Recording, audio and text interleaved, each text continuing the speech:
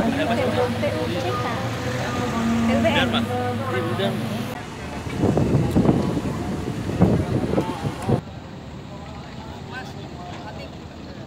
Kecil jalurnya, ya mestinya bisa bikin 4 jalur Pak Kepala Balai ini. Ya.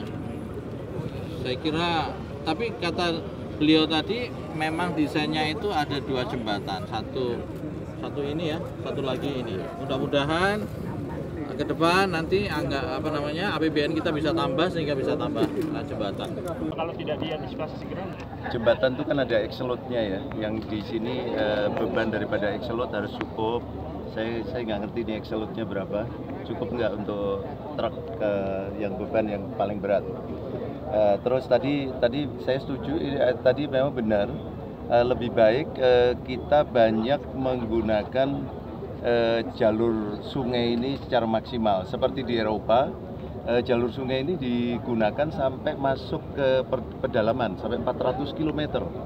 Jadi ini yang bisa akhirnya mengefisiensikan biaya daripada anggaran APBN kita. Karena